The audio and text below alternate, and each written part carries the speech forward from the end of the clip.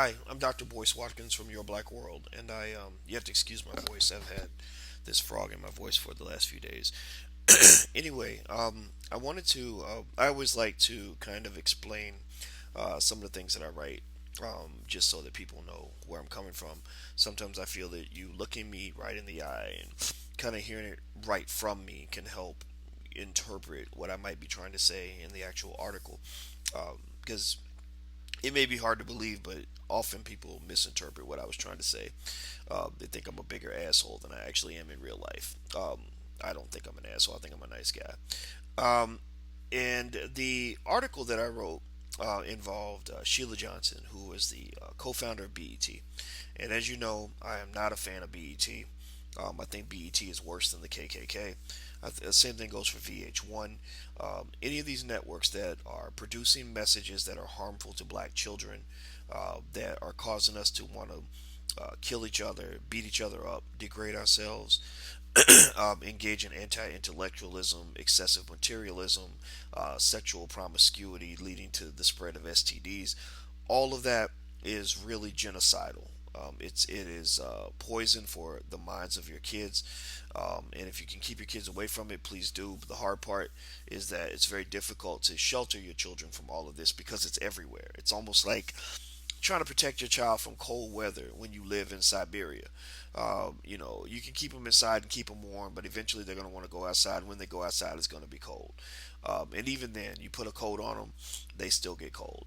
And that's kind of how I see the influence of media on children. You've got a lot of good parents that are telling their kids, this is bad, don't pay attention to this, you don't want to be this way. But they're influenced by this stuff. There's a reason why Adolf Hitler worked so hard to control the media, because he knew that if he could control the media and give a compelling message, he would have the ability to get millions of people to go along with his social programs, which included, at that time, the extermination of the Jews. In America, the program consists of the extermination of black people. So Sheila Johnson, she's interesting. I respect Sheila because she has been really vocal about being honest about what her network did to the black community, and I respect her for that.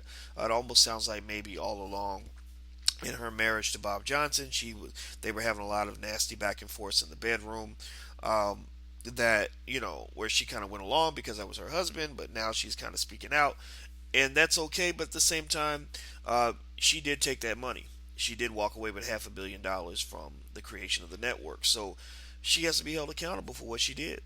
And so, while I respect her honesty for speaking out, I also um, need to give her um, accountability on what she did to create this destructive force that exists called BET. Now, BET, from what I gather, it's not as horrible as it used to be. Mark Lamont Hill, somebody that I consider a friend.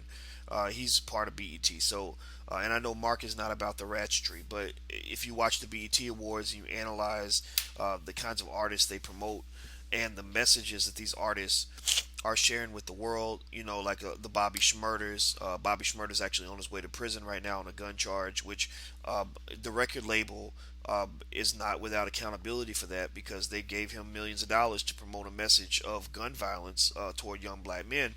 When you're putting that kind of energy out into the universe, it's going to come back to you.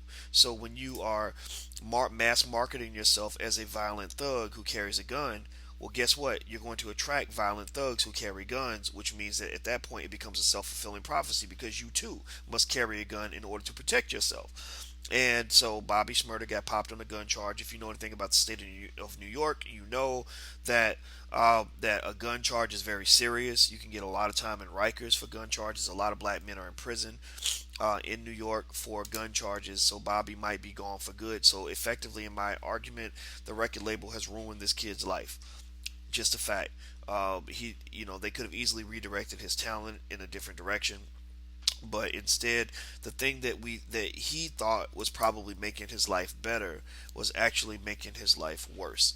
And that's what happens when we promote an idea or a set of ideas that lead to the worship of money. Now, I understand money very well. My PhD is in finance, so I spent years and years studying money, teaching money, talking about money. Money, money, money. So I understand money. And one thing I know about money is that money is a powerful drug. It is addictive. It can cause you to make decisions that are in complete violations of a violation of your ethical principles. A good example is two great examples are the NCAA and the prison industrial complex. The NCAA, you see a lot of universities admitting students who can't read, putting them in fake classes. University of North Carolina was doing that for many, many years in direct violation of their the standard they claim to have set for themselves as an exclusive institution. Well, they're not that anymore. They're now a very cheap kind of university in certain ways because they basically have said, we will throw away our academic integrity in order to make a little bit more money. Prison industrial complex says we will enslave people if it means that we can make money doing it. So that leads us to BET and Sheila Johnson. And one thing Sheila Johnson said that was very interesting was she said that basically videos are stuck, or sorry, that networks are stuck between a rock and a hard place because advertisers will only sponsor certain kinds of content from black people. She mentioned videos and what was it? It was videos and something else. She said videos and comedy, videos and comedy, and she forgot to throw in like ratchet reality TV, featuring this crazy violence between women and all this other ridiculousness, drug use. I mean, you watch Love and Hip Hop, you know what I'm talking about. And that's not BET, that's Viacom. Viacom is the overseer of BET. They control BET. So BET, just to be clear, BET is a white-owned company with a black face on it. The final decisions are being made by the people of Viacom, and the problem with capitalism is that with Viacom being capitalist, they're not necessarily thinking about any long-term negative externalities that come from the messages that they promote in the black community. These executives, they don't have kids in the hood that are being shot up by other kids who have been convinced to be gun-toting thugs by what they see in media. They're not dealing with the fallout from the negative messages and imagery that they put out there by promoting rappers like Young Thug, Rich Homie Quan, Bobby Shmurda. Go look these guys up if you don't understand their messages or you don't know anything about them. Their messages are very, very destructive. And so effectively, this rock and a hard place that Sheila Johnson describes is one that exists because you are stuck in a form of economic servitude. But the problem is that it's voluntary economic servitude. You don't have to worship the dollar bill to the point where you will lick up every penny off the floor in order to maximize your profit. You see, the extremities of capitalism, and again, I know capitalism is what we teach. Capitalism kind of teaches that the job of the manager of the company is to maximize shareholder wealth by any means necessary. So the job of the BET executive is not to do what's best for the black community or to do what's going to help the world in the long term. Their goal is their number one job, based on how Viacom executives measure them, is to make as much money as possible. So if you are going to make, let's say you're going to make $1 million a year promoting a show, a positive show by TJ Holmes, which I thought was a great show, that's going to educate black people, encourage us to think. Let's say you can make $1 million with that show, but you can make 1.3 million from a ratchet show featuring, drug use, alcoholism, domestic violence, whatever. Then capitalism says, oh, well, you go with the show that's going to make the most money. And the thing is that there is an expense when you do that. There's an expense that's being paid. Somebody's paying for these negative images that are being put out there, meaning somebody is absorbing this and somebody's applying this. There are children that are watching this, that are learning from this, and they're picking up very bad destructive habits from this. They're going to end up in prison for this. They're going to catch HIV from some of the habits that they learn from watching reality TV. But those externalities, those costs are not being paid by the executives at BET or Viacom, so they don't give a damn. That's just a fact. They don't care.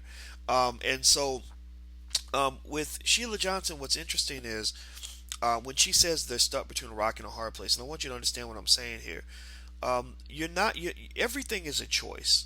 You're never really stuck between a rock and a hard place like you think. Like, for example, you might say something like, I work at IBM and I make $250,000 a year, and I'm stuck between a rock and a hard place because my boss is telling me to sell defective products, and I don't want to do that because I might get in trouble or because it's unethical and it's unchristian. But I have to do it because if I want to keep my job, I have to do this. So I'm stuck between a rock and a hard place.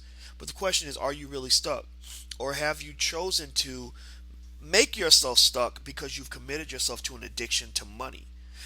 Why can't you go and just tell them, I will not do this? And if you get fired, okay, maybe instead of making $250,000 a year, you'll make $180,000 a year.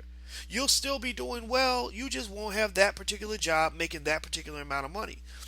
Go back to Sheila Johnson. Sheila Johnson feels that she had to allow her husband to produce literally the most destructive media images presented directly to black people in the history of television, because they felt that in order for them to make $1 billion, they had to sell out. They had to do this. Because white people will only pay for stereotypical images, we had to sell them stereotypical images. But the question is this: could you have still made a lot of money by producing content that would not destroy the next generation? I mean, okay, you and your husband made $1 billion. You split it. You each got a half a billion.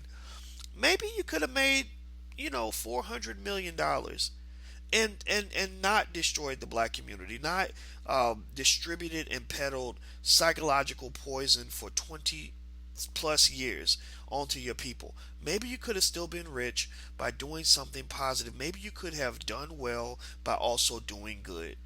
And so, this is not a Sheila Johnson bashing exhibit. I'm not trying to attack her or make her feel bad if she ever sees any of this. If she knows me, she probably thinks I don't like her, and that's not true. I just call it for what it is.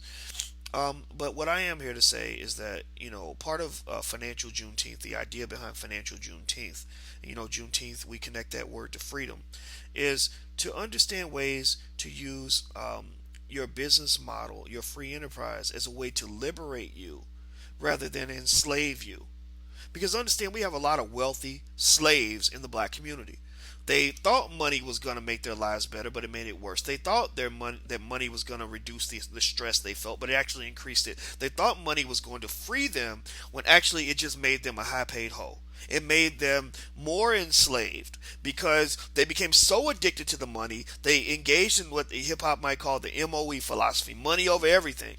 They worship money so much, that became so much of their God, that they literally threw out every meaningful thing in their existence, all for the sake of additional money.